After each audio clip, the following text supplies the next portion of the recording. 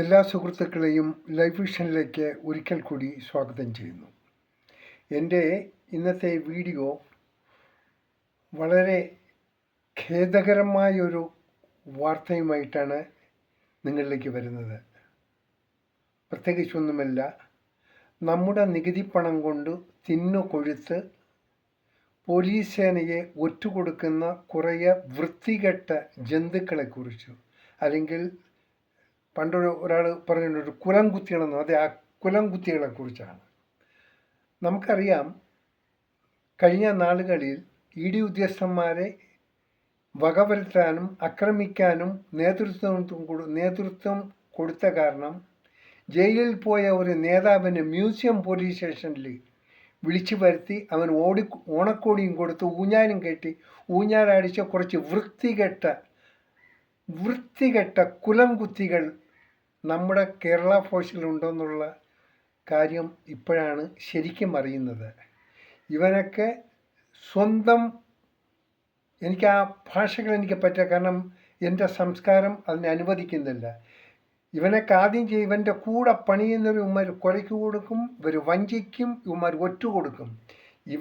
ഇവന് നേതൃത്വം കൊടുക്കുന്ന ഏത് ആണെന്ന് വെച്ചാൽ അവനെയൊക്കെ ഒരു നിമിഷം പോലും ഈ യൂണിഫോം ഇടാനുള്ള സാഹചര്യം കൊടുക്കരുത്. കാരണം ഇവന്മാർ പോലീസ് സേനയെ തുരങ്കം വച്ച് ഉള്ളിൽ കയറി ഉള്ള രഹസ്യങ്ങളെല്ലാം ആവശ്യമില്ലാത്തവർക്കും രാജ്യദ്രോഹികൾക്കും ഇവന്മാർ മാറ്റിക്കൊടുക്കും, അവരറിയിക്കും. അങ്ങനെ പോലീസ് സേനയെ മൊത്തം തകർത്ത് തരിപ്പണമാക്കുന്ന ഇങ്ങനെയുള്ള കിരാതന്മാരെ ഇന്ന് തന്നെ അവനെ എയർ ക്യാമ്പിലല്ല അയക്കേണ്ടത്, നേരെ വീട്ടിലേക്ക് അയക്കണം.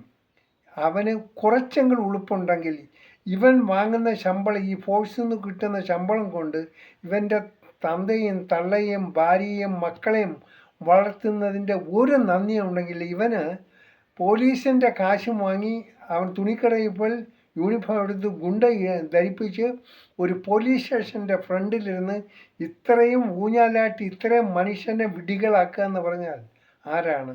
അതുകൊണ്ട് ബഹുമാനപ്പെട്ട പോലീസ് മന്ത്രിയും DGPയും ഉന്നത ഉദ്യോഗസ്ഥരും തക്കതായ ശിഷ്യന്മാരെ കൊടുത്ത് ഫോഴ്സിൽ നിന്ന് മാറ്റുക. ഇവനെയൊക്കെ ഒരു ദിവസം അവിടെ വയ്ക്കാൻ പാടില്ല. ഇവനെയൊക്കെ എയർ ക്യാമ്പിലല്ല ഇവനെ വിടേണ്ടത്. ഇവനൊക്കെ എയർ ക്യാമ്പിൽ നിന്ന് അവിടെയും വിഷം കലക്കും. ഇവനൊക്കെ കുടിച്ച വെള്ളത്തിൽ വിശ്വസിക്കാൻ പറ്റില്ല. കാരണം ഇത്ര വൃത്തികെട്ട ജന്തുക്കൾ ഈ ഫോഴ്സിന് അപമാനകരമാണ്. ഞാനും ഈ ഫോഴ്സിൽ കുറച്ച് നാളുകൾ സർവീസ് ചെയ്യാനുള്ള ഭാഗ്യം കിട്ടി. പക്ഷേ ഞങ്ങളുടെയൊക്കെ കാലത്ത് ഇങ്ങനെയൊന്നും അല്ലായിരുന്നു. ഇത് പോക്രികളും തെണ്ടികളുമായി തെണ്ടി തിരിഞ്ഞവന്മാർ ഏതെങ്കിലും പാർട്ടിയുടെ അടിസ്ഥാനത്തിൽ കയറി പിടിച്ച് ഇവിടെ മൊത്തം കുലം കുത്തികളായി മാറിയിരിക്കുകയാണ്. ഇവനൊക്കെയാണ് ഇവിടെ എല്ലാവിധ വൃത്തികളും ഉണ്ടാക്കുന്നത്, അതിന് നേതൃത്വം കൊടുക്കുന്നത്. അതുകൊണ്ട് എത്രയും വേഗം ഈ ഇൻ്റലിജൻസ് സംവിധാനങ്ങളൊന്ന് ഉണർന്ന് പ്രവർത്തിച്ച് ഇങ്ങനെയുള്ള നായ്ക്കളെ, ഇങ്ങനെയുള്ള തെരുവുതണ്ടികളെ ഒരിക്കലും ഫോഴ്സിൽ വയ്ക്കാതെ ഇന്ന് തന്നെ ഇവൻ്റെ യൂണിഫോം എടുത്ത് മാറ്റുക.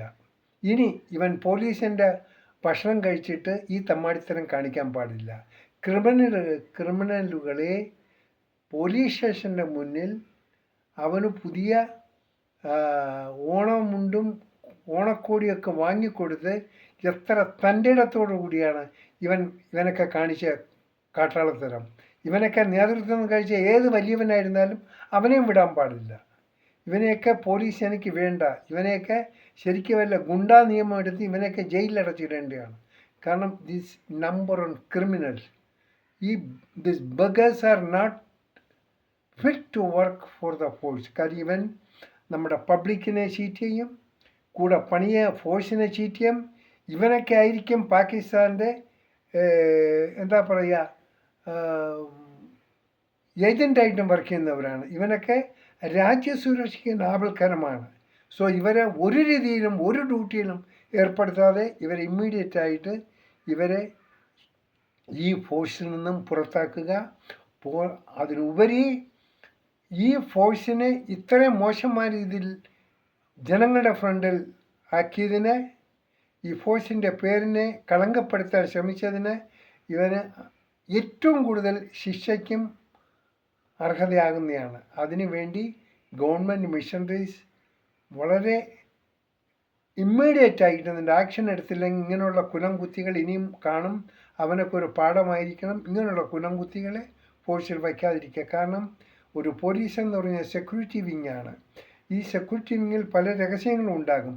അതിനെ ചോർത്തി കൊടുത്ത് ഇവൻ എതിർ പാർട്ടിക്ക് അതൊന്നും പാരിതോഷികം വാങ്ങിയതുകൊണ്ടായിരിക്കാം ഇവനൊക്കെ ഇത്ര ഞെളിഞ്ഞ് ഈ ഓണക്കോടിയെല്ലാം ഉടുത്ത് ഇവിടെ കാണും. ഇവനെ ചോദിക്കാൻ ആരുമില്ല. ഇവർക്ക് എന്ത് തോന്നിയാസം കേരള പോലീസിൽ കാണിക്കാം എന്നുള്ള തോന്നലുകൾ ഏതോ കുറേ വിവരം കെട്ട നായ്ക്കൾ പണ്ടുണ്ടാക്കി കൊടുത്തതിൻ്റെ ഉങ്ക് വെച്ചാണ് ഇവനൊക്കെ ഊഞ്ഞാല് കെട്ടി ക്രിമിനലുകളെ അവിടെ ഇങ്ങനെ ഊഞ്ഞാലാട്ടത്തിന് അങ്ങ് തള്ളിക്കൊടുത്തത്.